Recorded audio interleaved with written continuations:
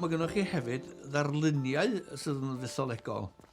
Ac beth sy'n ddigon ffodus o arolygu gwaith artist sydd yn sicr yn y marn ni yn creu nid yn unig darluniau, ond cerfluniau na allwch chi'n defnyddio unrhyw arall amdanyn nhw, ond mytholegol.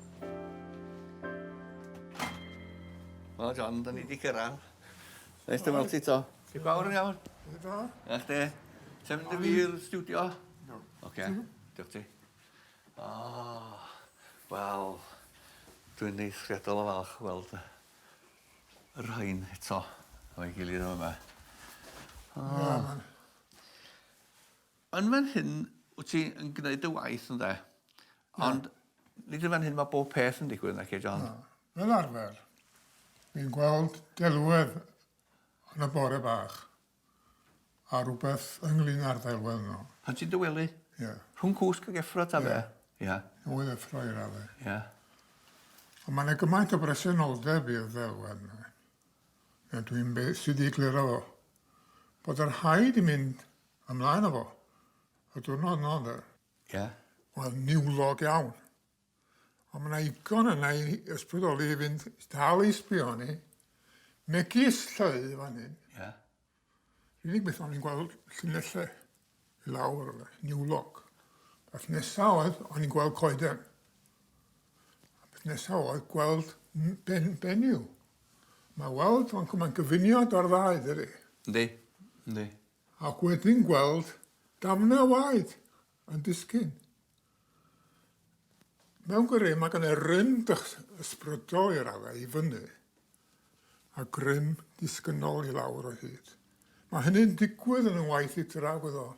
Yr dyrchafol a'r disgyn yma de. Dyma dy ddelwedd di o bendigeidfran y cawr yn y chwedl. Ac yn y stori mae'n dweud bod o'n edrych yn lludiog tuag at Iwerddon de. Be sydd ddiddorol, do'n i ddim yn mynd bodol iawn o'r stori gychwyn. Ond fel oedd y siap yma allan i'n dod o, a ni fel am y chwedl yn syth de, o'r llygyd yma.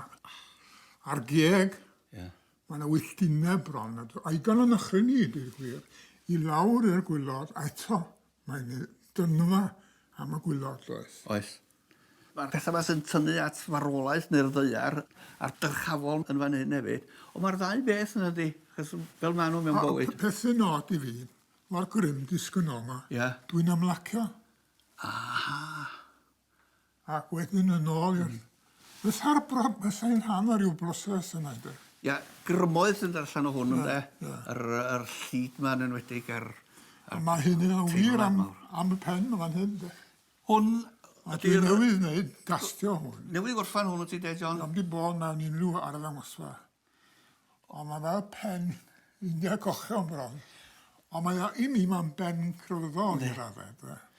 Mae'n drosiad, ydy. Mae'n aderyn ac yn berson. Mae'r aderyn ar ei fyny. Ie. Mae'r llygaid. A doedd o'n fwriad gyda i ar dechrau i'r peth fod yn deryn. Ie. Dwi'n ma. Mae rhywbeth yn y siap ydych chi'n dal i... O, mae fod i fyny fyny. John, mae yna un ddelwedd arall, a dwi yn gobeithio ni wedi sôn amdani hi, sef y ddelwedd, y ddelw yma, y cerflun yma, a nes ti ar ôl colli dy fab, Dylan. Do.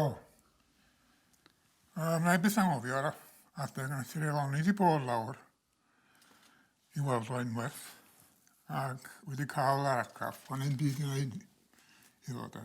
Mae'n mater o wytio ddod farw. Ac o'n i adre o'n, ac un bore i weles i ddelwedd yn y meddwl. Corff benyw, fel pen dal beth yn ôl. Paentio cynnal y corff yma, trwm yma. Ac fel o'n teimlo rhyw ryddid od i dorri fanna i fewn. Fel gwacter. A oedd yn brofiad mawr yn yr ystod bod ti'n colli mab, ond o chwn yn help i mi ddod i dylera. O'n i'n gallu cael rhywbeth allan honno. Mae'r fam, mae'n teimlo'r gwacter, ac eto mae hi'n cynnal o hyd y corff.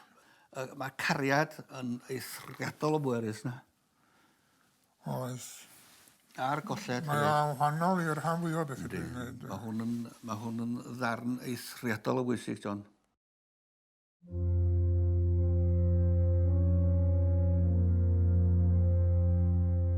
Wedi'r gwacter a'r gwewyr,